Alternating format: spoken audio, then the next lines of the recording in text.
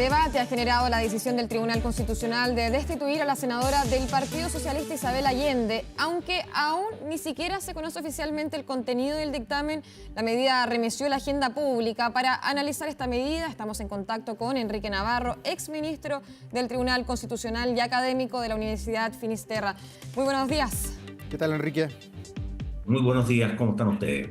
Bien, aquí hemos estado monitoreando ya prácticamente una semana lo que han sido los alcances de este fallo del que todos hablan, de que ha implicado decisiones políticas, pero que todavía no conocemos. Desde ese punto de vista y como exministro, ¿cuánto afecta la decisión, el fallo, los argumentos que entregue el TC, el que ya todo Chile conozca que el fallo fue en una dirección?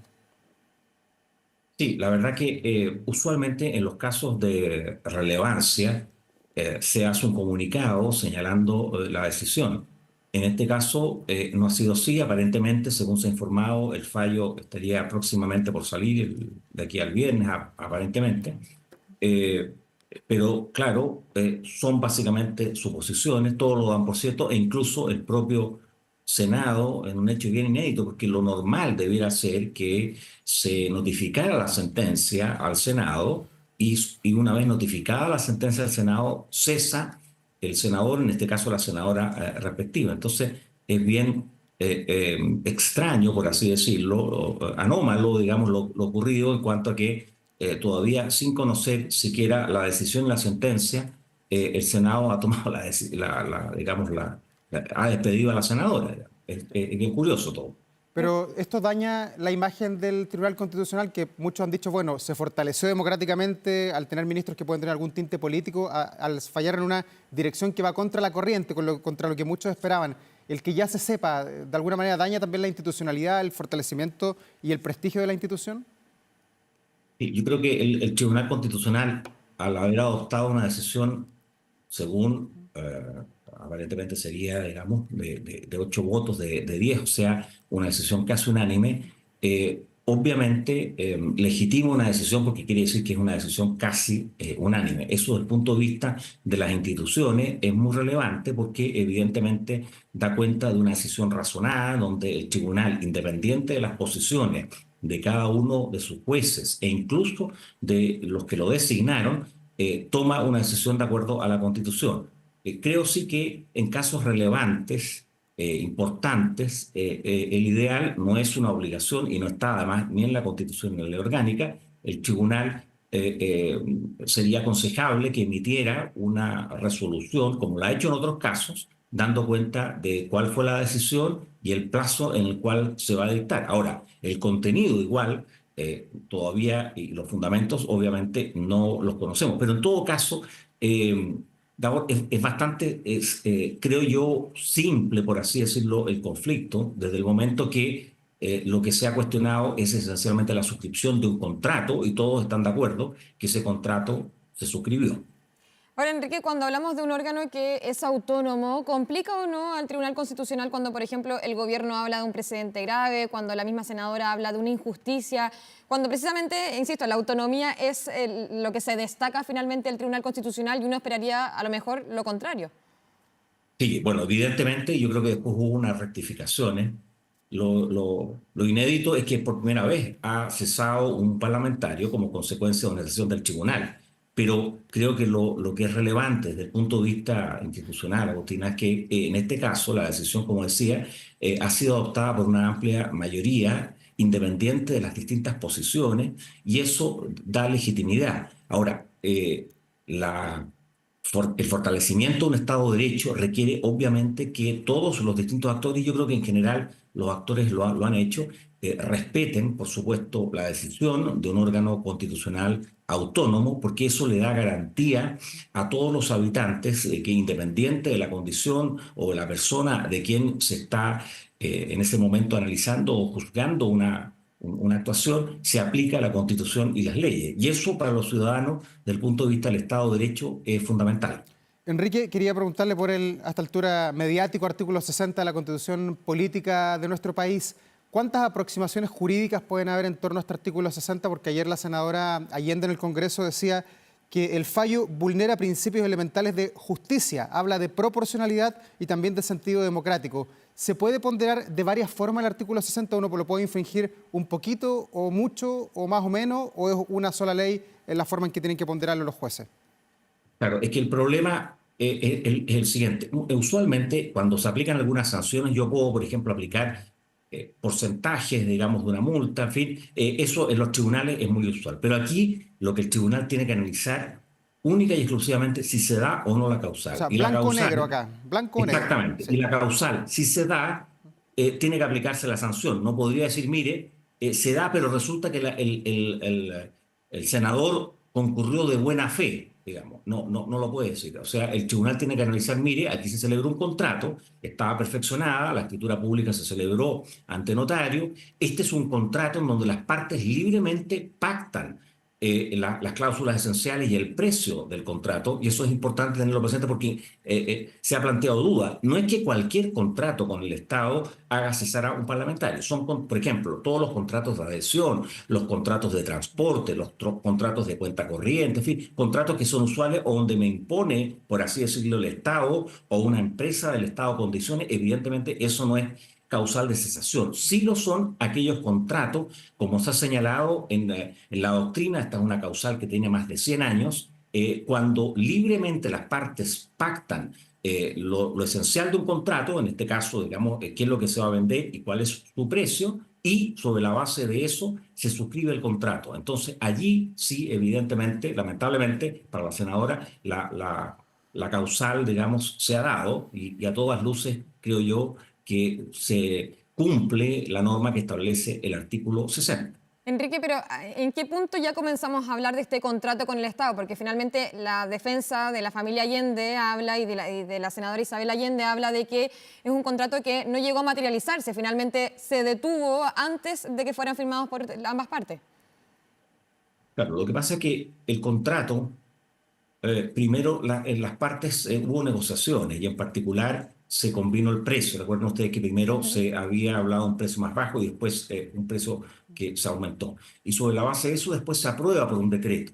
Pero lo esencial, desde el punto de vista de la causal, es que aprobado por el decreto, allí las partes tienen que ir a la notaría y suscribir el contrato. La Constitución dice claramente que la causal es celebrar el contrato. Ahora, desde el punto de vista del derecho civil, del derecho común, digamos, como se dice, el contrato está absolutamente perfeccionado. Las partes concurrieron a la notaría e incluso se hace referencia al precio que se deja en depósito, digamos, del notario, que lo tiene que entregar una vez que se inscriba. Ahora, lo que ha ocurrido es que como consecuencia de que se observa después, inadvertidamente, no sé, que se había dado la causal, bueno, se decide no continuar, independiente de que, como han señalado algunos, después tenía que haber un acto administrativo que ratificaba todo lo obrado, pero eso la Constitución no lo exige. La Constitución lo único que exige, esencialmente, es que se haya celebrado y suscrito un contrato. Y en este caso se había celebrado y suscrito de acuerdo a derecho.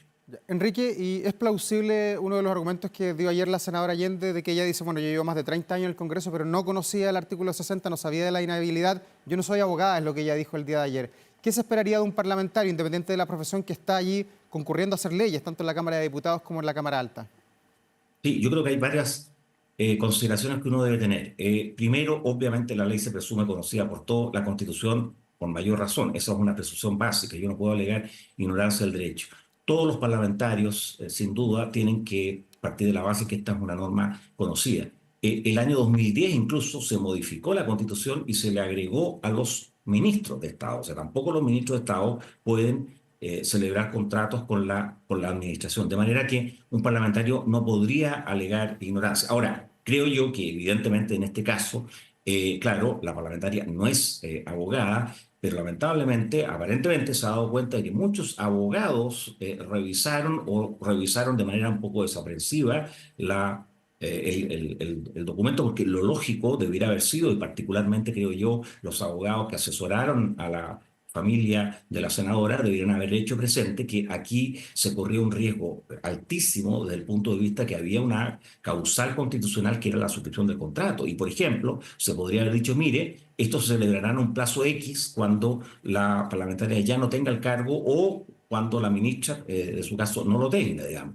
Entonces, lo que llama la atención, efectivamente, y a uno como profesor de Derecho, sin duda, doblemente, es que un conjunto aparentemente de asesores y abogados no hayan advertido con suficiente claridad, aunque parece que algunos lo hicieron, la circunstancia de que se iba a incurrir en una causal de cesación. Ahora, es distinta la figura, obviamente, de la ministra con la senadora, pero ¿qué pasa en el caso de la senadora? Porque también dentro de su discurso que entregó ayer, ella hablaba sobre esta idea de que triunfó el derecho sobre la política, pero hay un punto en cuanto a lo que ella mencionaba, de acuerdo a que el derecho constitucional no está llamado a imponerse sobre la política, considerando de que acá hay personas que son escogidas democráticamente con elección popular. ¿Usted coincide? La Constitución tiene que aplicarse a todas las personas y es la norma general, independiente de las mayorías o minorías. Esta norma constitucional de inhabilidad de los parlamentarios ha tenido un alto, digamos, viene de hace muchas décadas, del texto del 80, incluso respecto a los ministros de Estado viene de 1970. Ahora, obviamente, lo que hace el Tribunal Constitucional no es resolver un asunto de carácter político, un asunto jurídico que incide en el ámbito, por supuesto, político. Tiene que analizarlo desde el punto de vista técnico jurídico.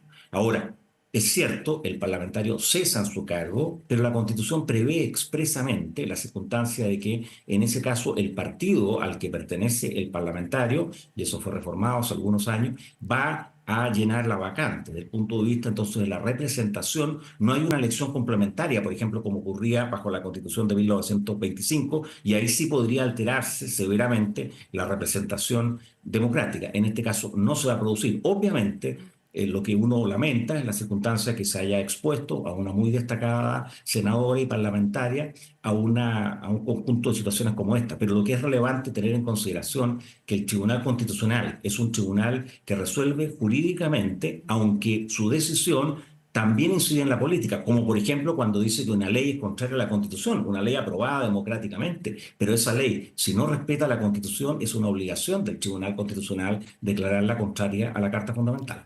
Enrique, y jurídicamente, ¿qué es un contrato con el Estado? Y le pregunto porque ayer el diario The Clinic publica nueva información, dice la verdadera caja de Pandora que podría abrirse con el caso Allende, y da cuenta de que hay 5 parlamentarios, senadores y diputados que tendrían o habrían tenido contratos con el Estado a través de sociedades, constructoras, telecomunicaciones, también empresas de capacitación. ¿Hay también ahí una infracción a la ley o eso habría que ponderarlo de otra manera?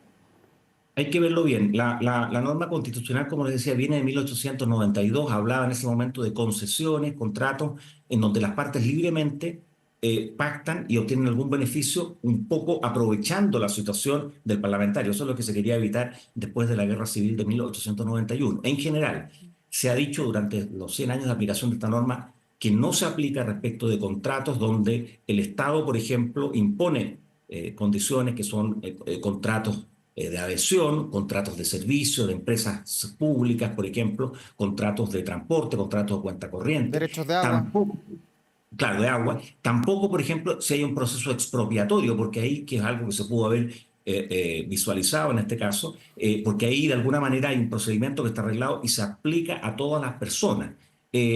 En cambio, la causal sí se da si hay un contrato de compraventa o hay una concesión donde las partes, en el fondo lo que se quiere evitar es que las partes, ya sea por sí o a través de representantes, el Estado y el parlamentario, ¿no es cierto?, pactan y de alguna manera aprovecha el parlamentario su condición de tal, diputado o senador, ¿no es cierto?, y establece cláusulas que pudieran favorecer. Entonces hay que analizarlas bien si es que están en algunas de esas. A mí me parece que algunas de las que se han mencionado no están, pero obviamente habría que estudiarlo con mayor atención. Abogado, solamente para entender el punto, cuando una persona asume, cuando va a elecciones y luego asume, ganó la elección y es senador o diputado, ¿debe renunciar eventualmente a cualquier contrato que tenga con el Estado o lo que se hizo ex ante no se toma en consideración para ponderar una eventual vulneración a la ley? Sí, en la Constitución habla durante el ejercicio del cargo. Ya. Entonces es muy importante que lo tenga presente desde que asumió el cargo o hasta que cese. O sea, de ahí para adelante. Ya. Exactamente. Ese es el momento que, porque precisamente lo que se trata es de evitar que digamos, en los acuerdos yo pueda utilizar mi posición política.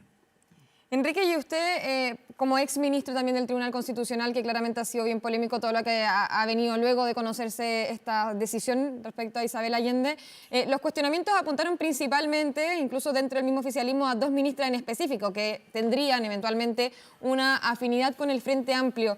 ¿Es normal que exista esta presión o esta idea por parte de los partidos políticos? No sé, ahí le pregunto a usted más allá, ¿recibió en algún minuto algún llamado telefónico, por ejemplo?